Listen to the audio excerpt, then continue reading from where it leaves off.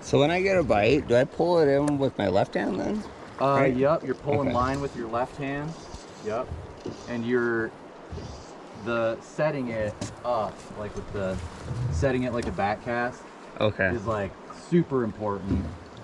And then immediately getting that line tight by stripping it in. Yep, after that. And keeping that rod tip kind of cobra style up in the air like that. Okay.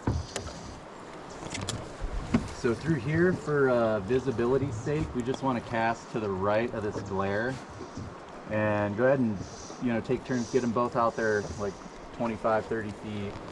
And then we're just going to let these things marinate. We're going to try to get a nice Do I need to go long- further, or is that okay? No, that's great. That's great right there. And then right there, what you want to do is just throw a right mend in it with some slack. Yep, there you go. Perfect. Yep, and same on yours, Taylor. Good. And now we're just going to let these things drift, and we're just going to like manage the slack. You know what I mean? So a lot of times what'll happen is you don't really need to mend. You need to mend, but like it's not really right or left.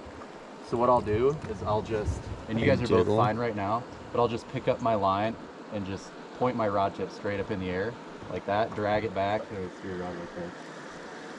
If I want to do that, I'm just going to go like this.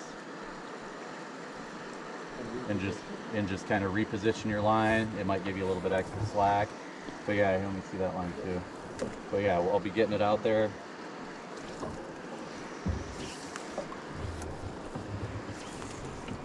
That, you can see it, and then I'm just gonna go just like that.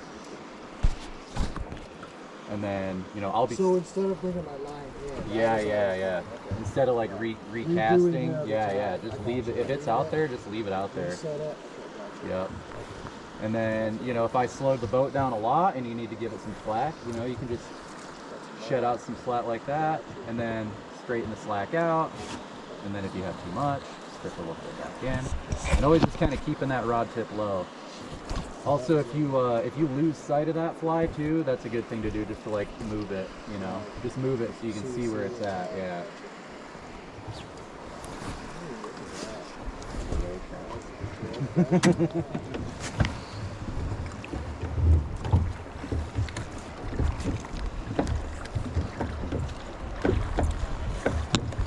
This is perfect though. We just want to keep these things rolling. And then once we get to this next point where that current speeds up on the bank, then we'll throw them a little tighter to the bank. So like when we're in the long, when we're in the long, slow water, we want to have kind of like a long line out, getting a good long drift.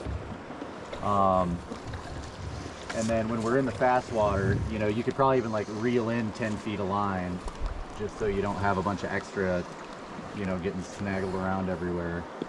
And then when we're in the fast water, it's kind of like doing short, quick drifts, running and gunning, keeping it, you know, keeping it in that yellow brick road. Do you have a fish on? Keep on stripping. Keep on stripping. Go ahead and raise, yeah. You can pull it upstream a little ways. I think it's just bottom. There you go. Nice. So yeah, here we can get tighter into the yellow brick road, a little closer to the grass. That's where they're going to be sitting because the water's coming. Yeah, right in there. Even you could even go closer than that length too. Yeah, nice.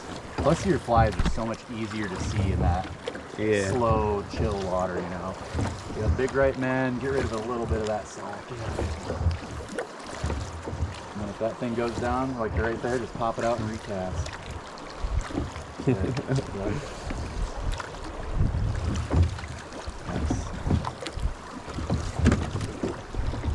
Good. And then, yep, fly hits the water, right mend with a little bit of slack, every time.